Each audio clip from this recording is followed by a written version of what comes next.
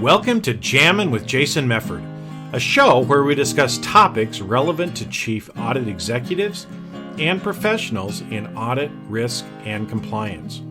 We discuss the technical and soft skills needed to navigate the minefields of organizations.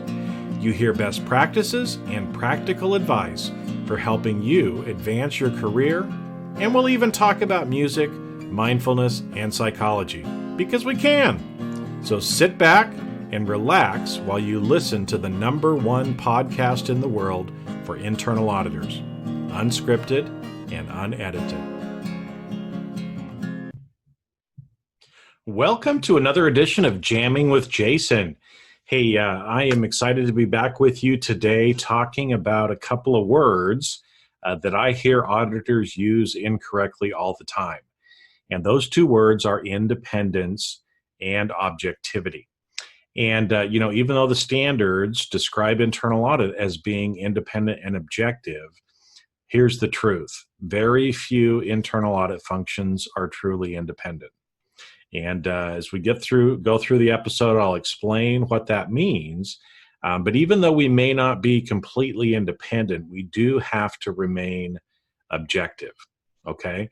And because the problem is, having a lack of objectivity, it won't literally kill you like the title of today's episode talks about, but it definitely can get you fired.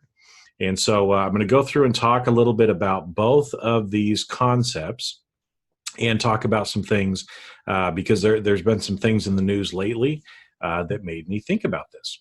Now, before we end up getting into that, I just wanted to remind you we're only 1 week away from the IIA International Conference here in Anaheim. And I say here in Anaheim because I live just a few miles down the road from where the conference is happening this year.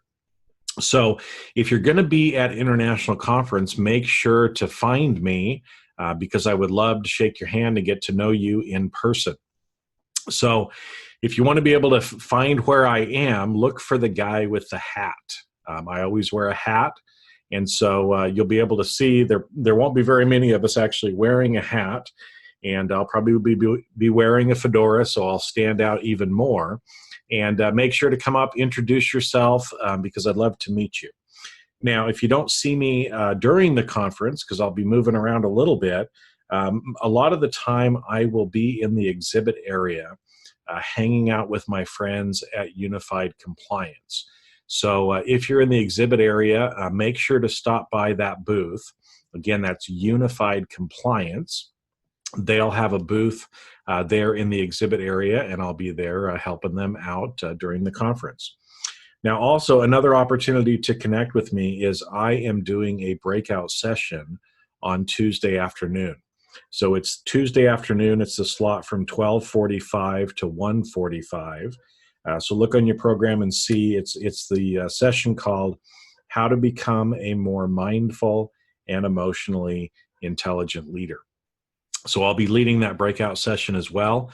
So if those are topics that interest you, and I hope they do, because it's actually two of the soft skills that as internal auditors we really need to be focusing on in order to be effective in our teams, but also with our stakeholders. So again, those are a couple of different options and ways that you can find me. So if you're going to be there at International Conference, let's make sure and get together. Okay, so let's get back to our topic of the day, which is independence and objectivity. And I said at the beginning that those are two words that I see or hear auditors misuse all the time. And so to begin with, I just want to set the stage a little bit and explain what those two words actually mean. Okay, and so independence, another word to think of is freedom. So independence, you can think freedom. Objectivity, you think unbiased. And so let me unpack that a little bit more and explain what that means. So independence means that you have freedom, or that the internal audit function, activity, department, whatever you want to call it, has freedom to be able to perform the assurance work that they need to do. And so in that, there's a couple of ways to know whether you're independent. And again, this kind of goes back to some of the stuff that's in the standards and practice guides and other stuff like that as well. But really what it means is that you are free to choose the areas that you're going to audit. So you are free to decide what is on the audit plan, what actually gets audited. You are free in order to be able to design and perform the test work as you think it should be done. You are free in order to come to conclusions based on the evidence of that work in a professional manner, and that you are free to report on those things as you believe should be reported. So that's really kind of what it means to be independent. Now, the function itself, to determine if the function is actually independent, is a lot of times based on who internal audit reports to. And it's not so much about the person or the level, but again, if you have the freedom to do those things that I just mentioned, okay, you're free to decide which areas to audit, how you're going to audit it, how you're going to conclude on it, how you're actually going to report and present on that information. Now, some of the things to help in determining that this function of internal audit is actually free or independent, some of that is based on the reporting nature. So if internal audit reports functionally to the board and administratively to another executive in the organization, it's usually considered to be independent because you have that unrestricted access to the board.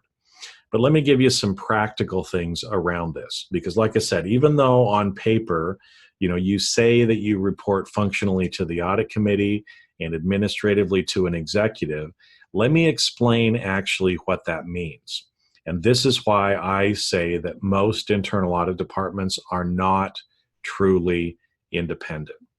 So the way that you describe functional reporting is, again, that you would functionally report to, or that you would provide updates to the board or the audit committee. But included in functional reporting as well are things around the annual review of the chief audit executive, compensation, hiring, and firing decisions of the chief audit executive. So in order to truly report functionally to the board should also, or I say board, but it could be an audit committee as well, board or audit committee, depending on your organization. But that group is the one who is responsible for hiring and firing the chief audit executive, for determining or setting his or her compensation, for performing the annual review of the chief audit executive. Now, like I said, in most organizations, that does not happen. You might meet with the board quarterly, but usually it's the executive or the administrative side that actually determines the compensation, that hires and fires the executive, and does the performance evaluation. And so here's why, if the board or audit committee is not doing those things, that you're truly not independent. And the reason for that is, if you do something that the executive you report to does not like, they have the means of being able to negatively impact your performance evaluation, to potentially fire you, as well as to lower your compensation or to mess around with your compensation, again, if they don't like what you are doing.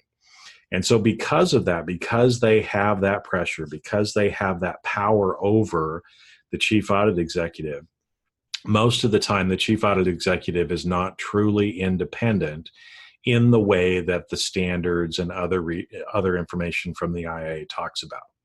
Now, that's okay.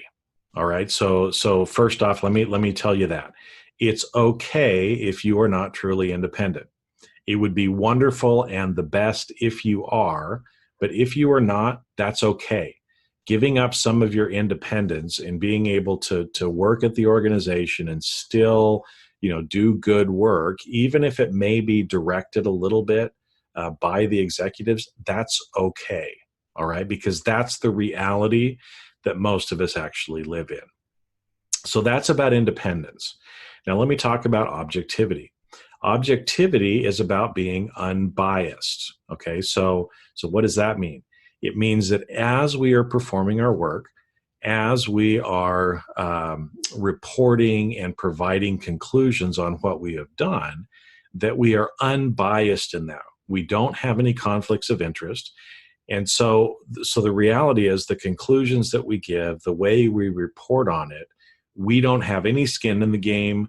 We don't have any conflicts of interest.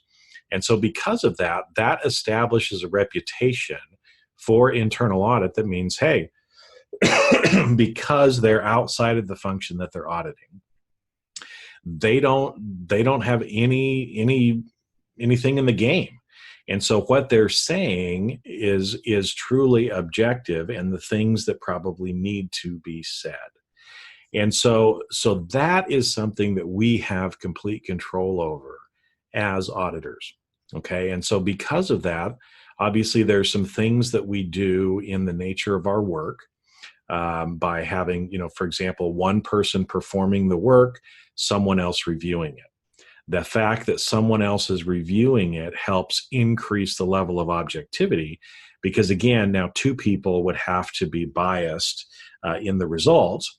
And so that's why we go through some of the things with in the review process, as an example. Okay. Some other things that you might do in the objectivity area is if someone in the audit department has worked in a particular part of the company before, that person normally doesn't go and audit that area. Why? Because they may actually be auditing their own work, or they may be auditing their friends or other people that they have worked with before. And so normally you would not put those people on that particular engagement because you want to make sure that, again, the work is done in an objective manner. And so there's little mechanisms and other things like that that are usually put in place in the organization, in the internal audit department, to help make sure that we stay independent or that we stay objective. See, there I go. I'm even using the wrong word, right? Independence is freedom. Objectivity is unbiased. So here's where the issue sometimes comes in. And like I said, I saw some information in the news about this, and every so often you see this.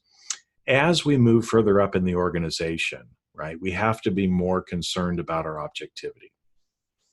And so as a chief audit executive, you have to be very diligent in making sure that nothing you do appears to be biased or that there could be any bias in the work in which you do.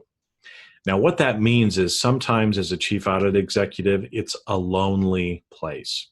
So let me give you a couple of examples from my career. Because I've been a chief audit executive twice, I've gone through this myself. So I had to, for example, make the personal choice not to have close friendships with other executives in my organization, right? I chose not to go out to lunch every week with certain executives, right? Because again, even though I was friendly with them, I did not want others in the organization to think, oh, well, Jason goes out with the head of HR every Friday for lunch. So if we were to do an audit in HR, that someone else could say, I wonder if that audit was really done well because Jason's friends with the head of HR. Okay, so you're starting to see what I'm saying here is objectivity can actually be perceived by someone else, but it is also what we, in our mental mindset, making sure that we don't have conflicts or other stuff like that as well. So I did not want to do anything that would be perceived as limiting my objectivity, okay, as well. And so I chose, like I said, not to have, close friend relationships with other executives in the organization. Even though all the other executives in my organization were doing that. They were going out to lunch all the time. They were having dinners with their spouses and significant others together as groups all the time. I chose not to do that because I did not want to be perceived as having an objectivity issue. Now, also, there's other things that we can do personally as well. If I would have accepted gifts or significant gifts from other people or favors or other things like that, then again, the problem is I may actually be limiting my objectivity because I think, well, Bob is a nice guy. He gave me a set of golf clubs, right? And so if I receive that, again, there can be a perceived objectivity issue if other people know that Bob has given me a set of golf clubs, but I also may have an internal issue with that of thinking, yeah, Bob's a really nice guy. And so if I find something that I should report on, I may not get Bob in trouble, right? If you want to use that kind of term, which is kind of crazy, but because I like Bob, right? And so objectivity really comes back to a lot of kind of the personal mindset and the fact that we are able to kind of separate ourselves from our work and do so in a professional manner. Now, why am I bringing this up, right? Because again, it seems like, well, if you get to that position, it should be obvious, right? Here's the reality though. We're all humans. And so sometimes we end up making mistakes. And as I said kind of from the beginning, we can give up a little bit in our independence and still be able to do a good job. But if you give up on your objectivity or you do some things that you should not do, and as a result of that, maybe, don't report things the way you should from an objectivity standpoint, those are the kinds of things that can actually get you fired. And here's a real life example that I just read in the last week or two. There was a chief audit executive, and again, sometimes in the public sector space, when you do things, it makes the news. Okay, so for chief audit executives, especially in the public sector space, you have to know that your reports, when you issue a report, it could end up in the newspaper. When you do something right or wrong, you could end up in the newspaper as well.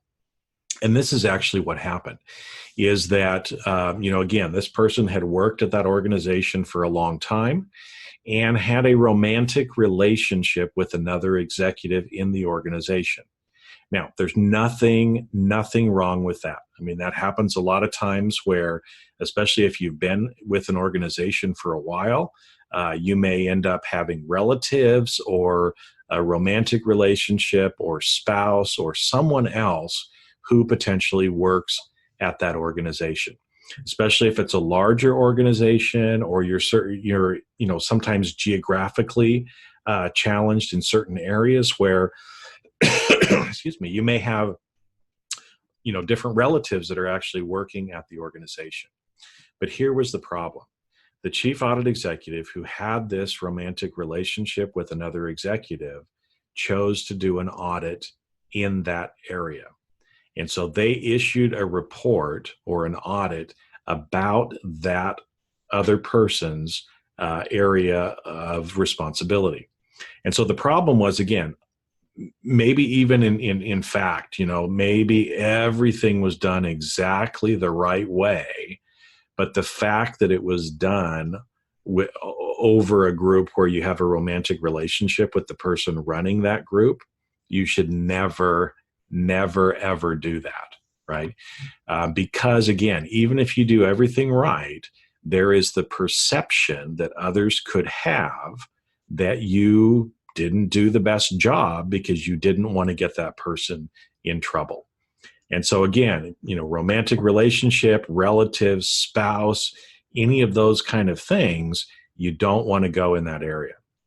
So instead, that chief audit executive should have said, you know what, if we need to audit that area, we need to hire someone else from the outside. And in fact, at that point, you should probably talk about that with the board and have the board be the one who actually hires the third party to perform the work in that area and report directly back to the board. Because anything that goes back through that chief audit executive is going to be suspect by other people. Now, again, I don't know all of the facts and circumstances in this, but that relate to it. But again, someone felt that this was a problem. They did an investigation, and the conclusion of the investigation was that, yes, the person was probably not objective. There were certain things that were overlooked. There were certain things that were not included in the final report. And what do you suppose happened to the chief audit executive? Right? They ended up without a job. So, again, independence and objectivity, make sure that you're talking about them in the right term, that you're actually thinking about them properly, and you're not mixing up those terms, because I hear people mixing up the terms all the time. Independence is about freedom. Objectivity is about being unbiased and not having any conflicts. Both are important for us as internal auditors. But again, we can give up a little independence and still be objective and add value to our organization. But you've really got to be diligent about the objectivity side. You cannot afford, right, to let any of the objectivity issues go. It may not literally kill you, but especially if you're at a higher level, it can definitely get you fired. And that's not what we're going for here. That's why we're talking, my friends, because I don't want any of you to end up in that same sort of situation. So, all right, with that, I think we're going to wrap up for the week, and I will talk to you next week. But go out and have a great rest of your week, and I will see you on a future episode of Jammin' with Jason. And that's a wrap. Thanks for listening to today's episode of Jamming with Jason. Keep on rocking in the audit world. Have a great rest of your day, and I'll catch you later on the next show. If you'd like to earn continuing professional education for listening to today's episode, head on over to C-Risk Academy at ondemand.criskacademy.com. And that's C as in the letter C, riskacademy.com. Not only do you get a CPE certificate, but you also will have access to the video version of today's show.